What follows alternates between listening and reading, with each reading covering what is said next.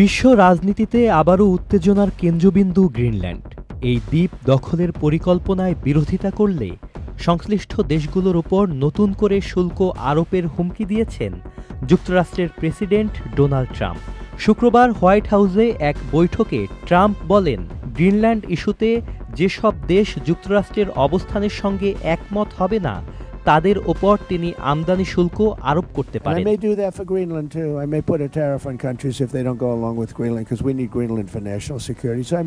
তবে ঠিক কোন কোন দেশ এই শুল্কের আওতায় পড়বে কিংবা কোন আইনি ক্ষমতায় এই সিদ্ধান্ত নেওয়া হবে সে বিষয়ে কিছুই স্পষ্ট করেননি তিনি। ডেনমার্কের নিয়ন্ত্রণাধীন হলেও গ্রিনল্যান্ড একটি স্বশাসিত অঞ্চল। বিষয়টি জানা সত্ত্বেও ট্রাম্প একের পর এক হুমকি দিয়ে যাচ্ছেন বলেই অভিযোগ আন্তর্জাতিক মহলে। ডেনমার্ক ও গ্রিনল্যান্ড ছাড়াও একাধিক দেশ এই পরিকল্পনার বিরোধিতা করছে। এমনকি যুক্তরাষ্ট্রের ভেতরেও গ্রিনল্যান্ড দখলের চিন্তাকে ঘিরে সন্দেহ ও উদ্বেগ প্রকাশ করছেন অনেক রাজনীতিক। ট্রাম্প যখন এই হুমকি দিচ্ছেন, ঠিক সেই সময়ই রিপাবলিকান ও ডেমোক্রেট উভয় দলের 11 সদস্যের একটি কংগ্রেস প্রতিনিধি দল গ্রিনল্যান্ডে সফরে রয়েছেন।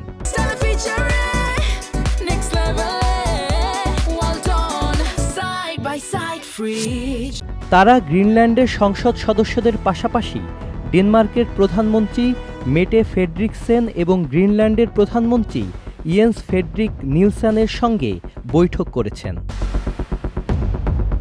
প্রতিনিধি দলের নেতা ডেমোক্রেট সিনেটর ক্রিস কুইন্স জানিয়েছেন, এই সফরের উদ্দেশ্য স্থানীয়দের কথা শোনা এবং ওয়াশিংটনে ফিরে গিয়ে তা জানানো, যাতে উত্তেজনা কমানো যায়। কিন্তু ট্রাম্পের ভাষা বলছে ভিন্ন কথা। এর আগেও ট্রাম্প স্পষ্ট করে বলেছেন, যুক্তরাষ্ট্রের জাতীয় নিরাপত্তার জন্য গ্রিনল্যান্ড অত্যন্ত গুরুত্বপূর্ণ এবং সহজ উপায়ে হোক কিংবা কঠিন উপায়ে যুক্তরাষ্ট্র এটি দখল করবেই। প্রাকৃতিক সম্পদে সমৃদ্ধ এই দ্বীপটি উত্তর আমেরিকা ও আর্কটিক অঞ্চলের মাঝামাঝি অবস্থানে থাকায় ক্ষেপণাস্ত্র হামলার আগাম সতর্কতা ও সামুদ্রিক নজরদারিতে কৌশলগতভাবে অত্যন্ত গুরুত্বপূর্ণ। বর্তমানে গ্রিনল্যান্ডের উত্তর পশ্চিমে পিটুফিক সামরিক ঘাঁটিতে যুক্তরাষ্ট্রের শতাধিক সেনা মোতায়েন রয়েছে। দ্বিতীয় বিশ্বযুদ্ধের সময় থেকেই ডেনমার্কের সঙ্গে চুক্তির আওতায় এই ঘাঁটি পরিচালনা করছে ওয়াশিংটন। তবে ট্রাম্প এবার শুধু সামরিক উপস্থিতিতে সীমাবদ্ধ থাকতে চান না। রাশিয়া ও চীনের সম্ভাব্য হুমকির কথা তুলে ধরে তিনি সরাসরি গ্রিনল্যান্ডের মালিকানা নেয়ার কথা বলছেন। ডেনমার্ক সতর্ক করেছে, গ্রিনল্যান্ড দখলে সামরিক পদক্ষেপ নেওয়া হলে পশ্চিমা সামরিক জোট ন্যাটোর অস্তিত্বই প্রশ্নের মুখে পড়তে পারে। কারণ ন্যাটোর ইতিহাসে এই প্রথম কোনো সদস্য রাষ্ট্র আরেকটি সদস্য রাষ্ট্রের বিরুদ্ধে সামরিক হুমকি দিচ্ছে।